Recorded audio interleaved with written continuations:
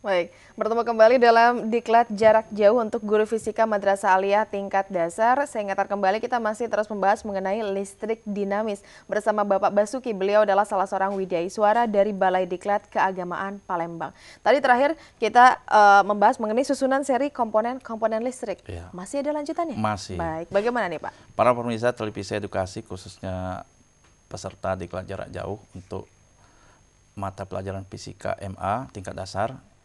Tadi kita telah membahas tentang susunan seri komponen-komponen listrik, di mana kelemahannya itu yang pertama kalau satu komponen listrik itu rusak maka semuanya akan padam. Yang berikutnya itu kalau kita lihat di gambar berikut ini adalah susunan seri lanjutannya di mana beda potensial di antara kedua hambatan ini tidaklah sama. Kita memasang voltmeter ini dengan cara paralel terhadap R1-nya. Begitu juga di R2 kita pasang secara paralel terhadap R2-nya. Nah, kalau kita perhatikan gambar ini, di sini R1 dan R2 nilai hambatannya tidak sama. Maka beda potensial yang terukur terhadap R1 ini adalah tidak sama terhadap R2 ini. Sehingga jumlah dari beda potensial di R1 dengan beda potensial di R2 itu sama dengan tegangan sumbernya. Sehingga kita bisa menyimpulkan bahwa 3 prinsip susunan seri. Yang pertama, bahwa kuat arus yang melalui tiap-tiap komponen sama dan sama dengan kuat arus yang melalui hambatan pengganti seri, yaitu I1 sama dengan I2 sama dengan I3 dan seterusnya. Jadi kita lihat di sini bahwa arus yang melalui tiap-tiap komponen listrik itu sama besar. Yang kedua, tegangan pada hambatan pengganti seri sama dengan jumlah tegangan pada tiap-tiap komponen. Artinya kita katakan tadi bahwa tegangan pada tiap komponen hambatan listrik tadi tidak sama. Tapi kalau sama ya tentu saja beda potensialnya sama. Cuma jumlah daripada setiap hambatan itu adalah sama dengan tegangan sumber, begitu. Berikutnya, susunan seri berlaku sebagai pembagi tegangan. Tegangan pada tiap komponen sebanding dengan hambatannya, gitu.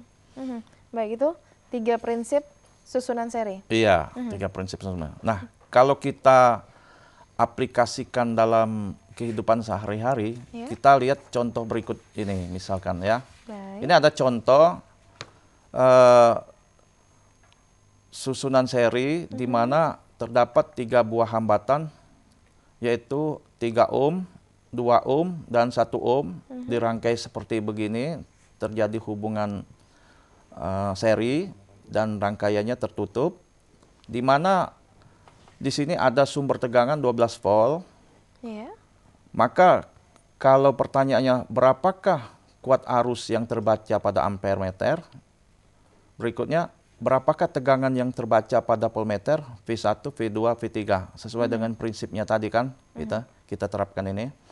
Nah, untuk menjawabnya pertama-tama kita mencari dulu berapa besar hambatan total pengganti antara ketiga hambatan tersebut.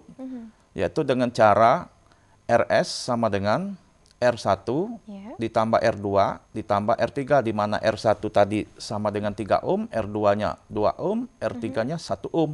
Maka RS-nya sama dengan 3 plus 2 plus 1, maka R total atau S seri-nya menghasilkan 6 ohm.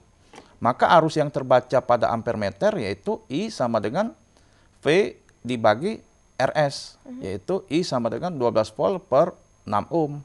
Maka I yang terbaca pada ampere meter itu adalah 2 ampere, begitu. Oke, itu mengenai susunan seri. Kalau ada susunan seri berarti ada paralel. Ya, tapi ini belum selesai nih. Oh, masih ada itu? Iya, kita lanjutkan tadi. Terakhir. Ya, ini kan arus listrik yang terbaca pada ampere meter. Nah, bagaimana beda potensial yang terbaca pada alat ukur beda potensial tadi terhadap RR-nya itu, baik R1, R2 maupun R3. Kita lihat di sini. Jadi tegangan yang terbaca pada voltmeter Voltmeter ini alat untuk mengukur beda potensial, yaitu P1 sama dengan I dikali R1, di mana I-nya tadi adalah 2 ampere, dikali R1-nya tadi 3 ohm, menghasilkan P1 yang terbaca adalah 6 volt. V2 itu sama dengan I dikali R2, maka V2 sama dengan 2 ampere dikalikan dengan 2 ohm, maka V2 menjadi 4 volt. Sedangkan V3 sama dengan I dikali R3, maka V3 sama dengan 2 ampere dikali 1 ohm, maka V3 menghasilkan 2 volt. Nah, ketiga yang terbaca di dalam voltmeter ini kalau kita jumlahkan, P1 tadi 6 volt ditambah P2 tadi 4 volt ditambah P3 tadi 2 volt menghasilkan 12 volt. Nah, ini. Jadi tegangan yang terbaca pada voltmeter itu kalau dijumlahkan sama dengan tegangan sumbernya begitu. Oke, ya itu sudah sampai selesai di jawaban. Baik, kalau tadi susunan seri sudah berarti ini ya. Nah, sekarang ini susunan paralel.